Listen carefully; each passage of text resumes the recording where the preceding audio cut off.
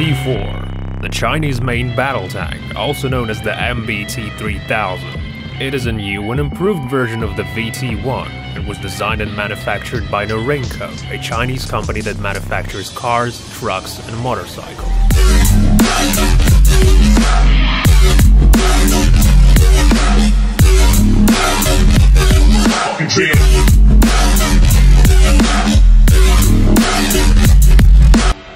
T-84 upload.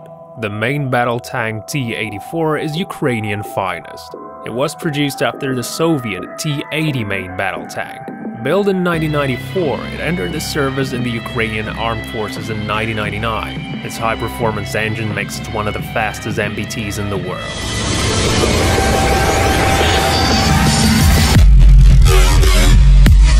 Like many Soviet tanks, T-84 is equipped with a 125mm smoothbore KBA-3 cannon. The ammunition includes armor-piercing, fin-stabilized discarding sabot, high-explosive fragmentation, and high-explosive anti-tank mount round. The tank has 3 periscopes in front of the driver's cabin, allowing for a remarkable visibility. T-90AM, Russia. Many countries still use classic Soviet tanks. T-72 was one of them.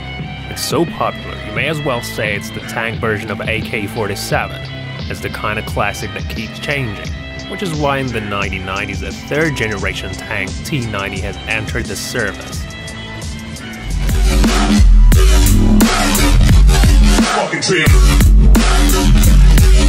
Visually it resembles T-72, but in terms of functionality they are radically different.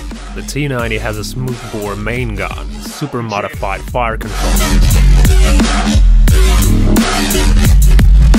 AMX-56 Leclerc, France. Also known as the Charles Leclerc, AMX-56 is a French main battle tank. The first Leclerc model appeared in 1992. There are 400 tanks in French service, and over 350 are in disposal of the United Arab Emirates.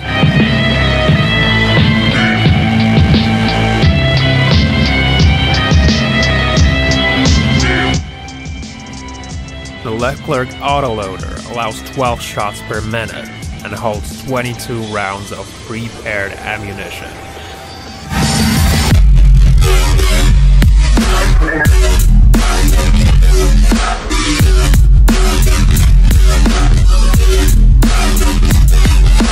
The latest model's armor is made of Titan modules. The Leclerc has a special protection system from that fire a range of smoke grenades.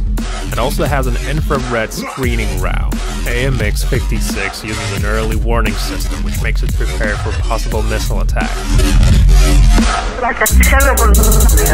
Challenger 2 was designed and manufactured by British Vickers Defence Systems. It entered the service in 1998 and is believed to be one of the most protected tanks in the world.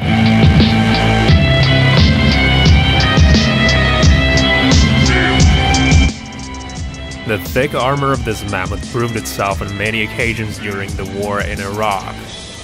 Challenger 2 was badly hurt only once when it was mistakenly hit by another Challenger.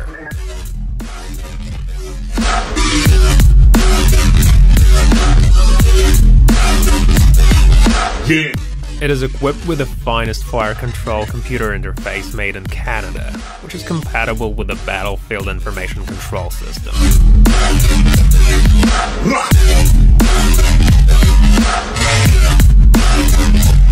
Leopard 2A7 Plus. Developed in the early 1970s, Leopard entered the service in 1979, replacing the former main battle tank Leopard 1.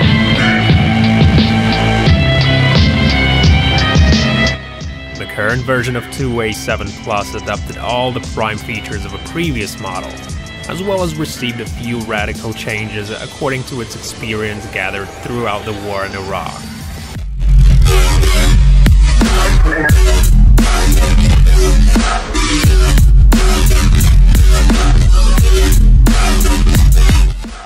In addition to the primary armament, the Leopard 2 was equipped with 2 machine guns, one of which is anti-aircraft mount. Type 10, Japan.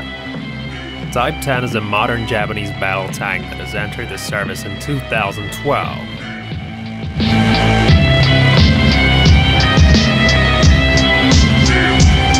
Type 10 has been especially designed in a way to respond to anti-tank warfare. It is equipped with a rapid autoloader and fits 3 crew members who share a well-protected compartment framed with nanocrystalline steel, which is 3 times more durable. Yeah. Merkava 4M, Israel. For many years, Israel didn't have their own fighting vehicle and had to buy heavy armored machinery from other countries. Later, they came up with their own tank.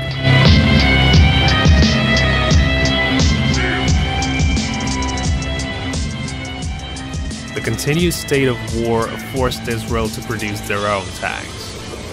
One of the main advantages of Merkava 4M is a modular ceramic composite armor.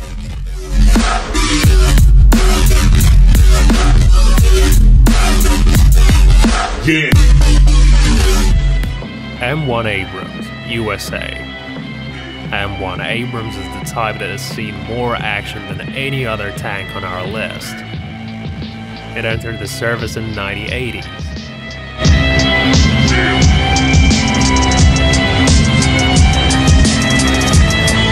Like many Western tanks, the M1A2 carries a 120mm smoothbore gun that is capable of piercing most types of modern heavy armor. Additionally, Abrams has 3 machine guns with an optional 4.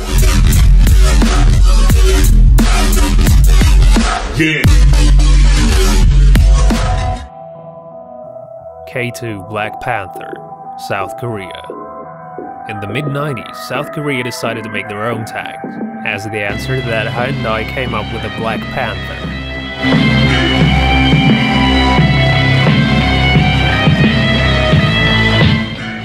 The Black Panther is equipped with a 120mm smoothbore gun and features an advanced fire control system, similar to the one that can be found in previously mentioned French AMX-56 Leclerc.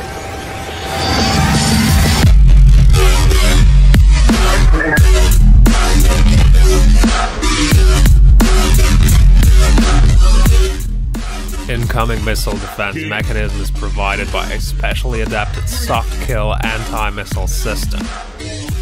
All the details about the type of Black Panther armor are classified. Hi guys, have you ever thought about what would happen if the Earth would stop spinning on its axis? It wouldn't be nothing nice. Now let's talk about what would really happen. I think it's important to mention that if such a thing would ever happen, it wouldn't come as a single disaster. A few things would happen, and even separately, each of those things would simply destroy our planet. The Earth's rotation speed is about 1600 kilometers per hour. A sudden stop would blow out most things. Obviously, mountains would stay, but people, animals, buildings, and trees would be blown away.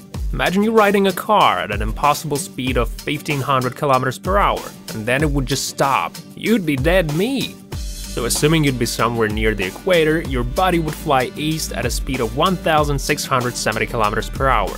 If you would happen to be somewhere closer to one of the poles, for instance, your speed wouldn't be as high, but there wouldn't be much chance of survival either.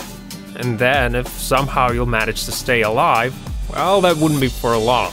Because what would follow is a horrible storm. Better yet, an incredible tsunami. This video footage you see right now pretty much depicts what you should expect. And you know what? The winds would start blowing incredibly fast, creating friction that would cause a global fire. It would be genuine hell on Earth. Try surviving that.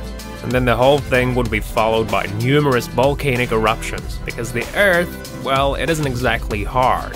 Its surface is a lot like an apple peel, only with liquid magma underneath. If the Earth would abruptly stop, all of that flaming substance would rise from underneath, creating earthquakes and explosions everywhere. So as I already mentioned at the beginning, even separately, all of those things would destroy our planet entirely. And what's pretty funny is that, in actuality, all of those things would happen simultaneously. So, as you probably already guessed, there wouldn't be much chance of survival. It's like it's not even a 0% chance, it's more like -1. And to be totally honest, it would probably be a lot worse than that. One of the theories suggests that a sudden stop would trigger the immense amount of kinetic energy, and fictitious force would tear our planet apart. Well, at least astronauts would see quite a show before they die. Alright, and now let's try to imagine what would happen if the Earth would stop, but slowly. Now let's say the Earth would gradually stop over the course of 2 months. What would happen then? Do you think it would be alright? No way, Jose! Days would last much longer. One day would last 365 days. This would cause one side of the Earth to exist at permanent day. For half a year there would be daytime and unbearable heat over at one side, and extremely low temperatures and a constant nighttime over at the other. Plants and animals would not be able to adapt to such conditions and will soon disappear. Because there wouldn't be any centrifugal force, the water would not aim at the equator. Scientists suppose that this would only mean one thing: the formation of one solid continent encircling the planet. As a consequence, there would be 2 oceans. United States, Europe, Russia, and Canada would most likely drown, unlike Africa. But don't think that people of Africa will be lucky at this point. African people would suffer terrible consequences. While most people of the Earth would die relatively fast, Africans would perish over the course of quite some time. They'd be wasting away due to horrific radiation and other horrible causes. If our planet would stop, the inner core composed of an iron-nickel alloy would also stop. Without rotation, the protective magnetic field would disappear and the solar radiation would destroy everything. And the worst part is that this very instant, our planet is gradually slowing down. Every 100 years, the day gets 0.2 milliseconds longer, which means that in 140 million years, a day will last 25 hours. And here are the good news: by the time the Earth will stop, we'll be long gone. And after all, it isn't likely that the Earth would stop before it gets devoured by the Sun, because in about 5 billion years the Sun will become a red giant, and that will mean the end of our beloved planet. So it goes. Hi, do you often feel like your job sucks and there isn't a single day at work when you wouldn't want to hang yourself over a photocopier or something? Well, maybe you'll change your mind after watching this video, because this is 5 most disgusting jobs you've ever heard of. Okay, so the first one on our list is the animal masturbator duty. It sometimes happens that scientists need animal semen for their experiments. Who are you gonna call? Animal masturbators. I don't know if those people enjoy what they're doing, but actually I hope not, because that would be too weird. On the other hand, you're supposed to like your job. Well, I don't really want to think about this too much. Let's just say that these guys use all sorts of tools to make those animals share their juice. Many drivers think that roadkill accidents are no big deal and that there's actually no need to get rid of corpses. But roadkill collector is a real job, and a rather important one. If a struck animal happens to be small, then it probably won't do any harm. But imagine a big-ass moose lying in the middle of a highway. It is very important to get rid of a body in no time because it affects the road safety. It starts to stink and can cause a variety of infections. Luckily for us, roadkill collectors are there to help. But I don't even want to think about what it feels like being a roadkill collector. Yes, armpit sniffer is a real job. Luckily, the representatives of this profession are not obliged to sniff stinky armpits. They actually test deodorant. They sniff armpits during the day to see how the smell changes.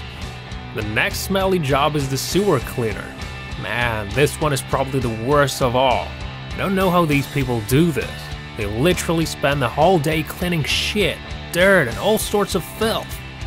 So what they do is they scrap it, they put it in a bucket, and send it up to their colleagues to enjoy.